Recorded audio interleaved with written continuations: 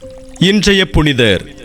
இறையேசுவில் எனக்கு பிரியமான சகோதர சகோதரிகளே, இன்று நம் அன்னையாம் திரு அவையானது புனித ஃபெலிக்ஸ் விழாவை கொண்டாடுகிறது.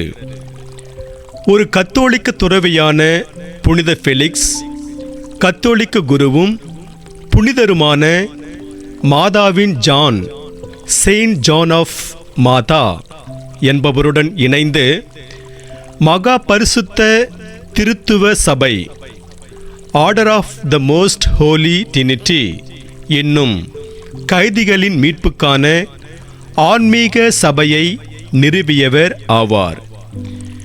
மிகவும் மதிப்புமிக்க பிரபுக்களின் குடும்பத்தில் பிறந்த ஃபெலிக்ஸ் தனது கல்வியை முடித்த பிறகு குருத்துவம் பெற்றார்.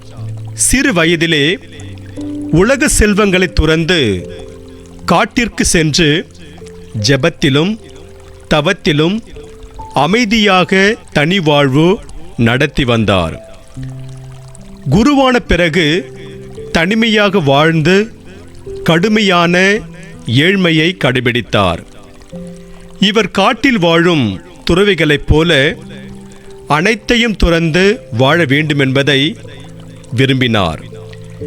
சிறிது காலத்தின் பிறகு பிரான்சின் தெற்கு பிராந்தியமான புரோவன்ஸ் பகுதியை சேர்ந்த இளம் பிரபுவும் தெய்வீக முனைவரும் டாக்டர் ஆஃப் டிவினிட்டி, பிற்காலத்தில் குருத்துவ அருட்பொழிவு பெற்றவரும் கத்தோலிக்க திருச்சபையின் புனிதருமான மாதாவின் ஜான், செயின்ட் ஜான் ஆஃப் மாதா கைதிகள் மீட்புக்காக ஒரு சபையை ஆரம்பிக்க வேண்டி ஃபெலிக்ஸின் வழிகாட்டுதலை வேண்டி அவரை சந்தித்தார்.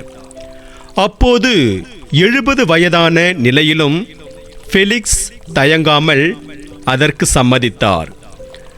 1198 ஆண்டு ஜனவரி மாதம் அடர் குளிர் காலத்தில் ரோம் நகர் சென்றடைந்த இவர்கள் இருவரும் அப்போதைய திருத்தந்தை 3ஆம் இன்னோசென்ட் அவர்களால் வரவேற்கப்பட்டனர்.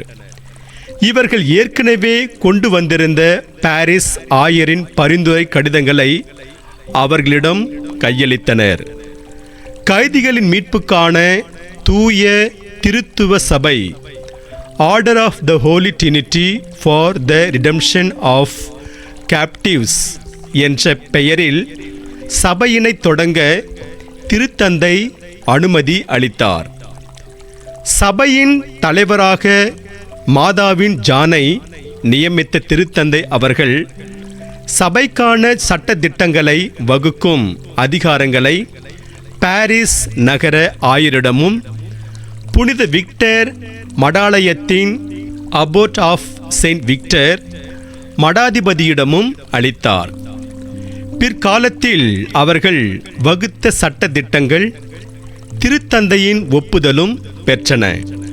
சபையை நிறுவுவதற்காக பாரிஸ் திரும்பிய ஃபெலிக்ஸ் பெரும் உற்சாகத்துடன் வரவேற்கப்பட்டார்.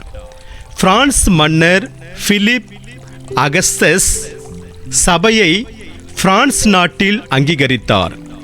அதனை வளர்க்கவும் உதவி செய்தார்.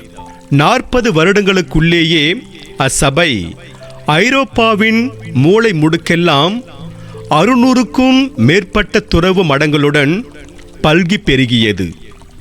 புனித ஃபெலிக்ஸ் தமது தாய் இல்லம் அமைந்திருந்த செல்ஃப்ராய்டில் தமது சக திருத்துவ துறவியரின் மத்தியில் 1212 ஆண்டு நவம்பர் மாதம் 4ஆம் தேதியன்று மறைந்தார்.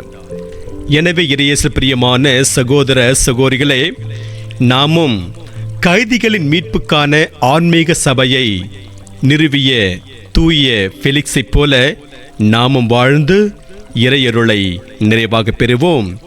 இறைவன் உங்கள் அனைவரையும் நிறைவாக ஆசீர்வதிப்பாராக.